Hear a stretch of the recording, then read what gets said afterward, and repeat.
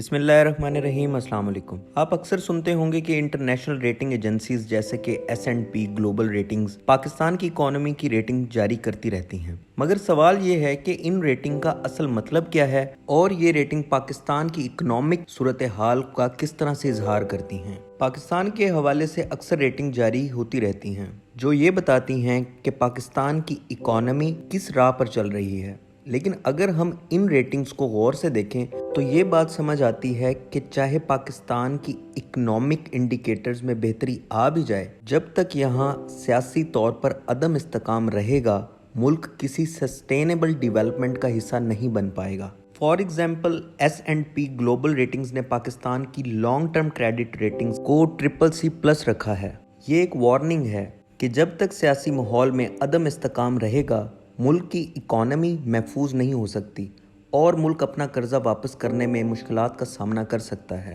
सियासी अदम इस्तेकाम से मुराद है कि हुकूमत पर अवाम का एतमाद उठ जाता है। जब लोग अपनी हुकूमत पर भरोसा नहीं करते तो इकॉनमी का आगे बढ़ना मुश्किल हो जाता है। अब ये बात हमें समझनी चाहिए कि अगर हुकूमत अपने लोगों पर ज़्यादा बोझ डालती है, उनसे ज़्यादा टैक्सेस लेती है, उनको मज़ीद दबाव में डालती है, तो मुल्क का फाइनेंशियल पोजीशन बेहतर हो सकता है, लेकिन अवाम की ज़िंदगी इंतहाई मुश्किल हो जाती है। ये बात दिखने में बहुत अट्रैक्टिव लगती है कि मुल्क में पैसा बढ़ रहा है, लेकिन असल में अवाम की इकोनॉमिक हालत और ज़्यादा ख़राब हो जाती है। ये दो अलग अलग चीज़ें हैं जिनमें बैलेंस बनाना इंतहाई ज़रूरी है। अगर मुल्क के पास पैसा बढ़ता जाए लेकिन लोगों की हालत ख़राब होती रहे तो आखिरकार मुल्क भी मुश्किलात का सामना करता है। पाकिस्तान में अफसोस के साथ ये हालात हैं कि हुकूमत जो पैसा इकट्ठा कर रही है वो गरीब लोगों से ज़ोर ज़बरदस्ती से इकट्ठा कर रही है। एक मिसाल लें कि 2100 अरब रुपए IPPS को कैपेसिटी पेमेंट्स की मद में दिए जा रहे हैं। ये वो बिजली है जो कभी बनी ही नहीं है। हम इस बिजली का पैसा दे रहे हैं जो कभी इस्तेमाल ही नहीं हुई। इसके अलावा हुकूमत लोकल बैंक से रोज़ाना की मद में बहुत बड़े पैमाने पर कर्जे ले रही है, जिसकी वजह से अवाम पर और ज़्यादा बोझ डाला जाएगा। अब सवाल ये पैदा होता है कि ये सिस्टम कब तक चलेगा।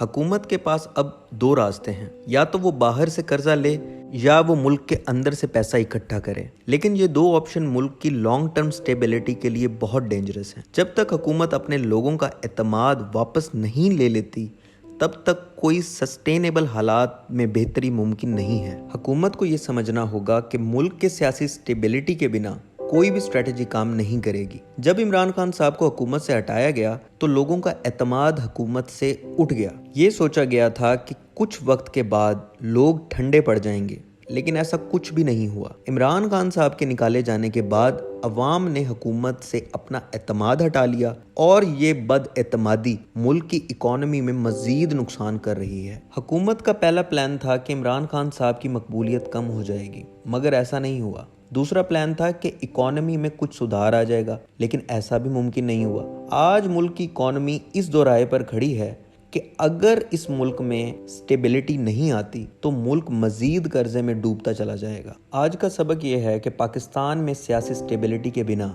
इकॉनमी का बेहतर होना मुश्किल है। इंटरनेशनल रेटिंग का अपना एक मकाम है, लेकिन असल स्टेबिलिटी तब आएगी जब हुकूमत अपनी आवाम का एतमाद वापस कर सकेगी। हम उम्मीद करते हैं कि आपको ये एनालिसिस मुफीद लगा होगा। अगली बार किसी नए टॉपिक के साथ वापस आएंगे। तब तक के लिए खुदा हाफिज।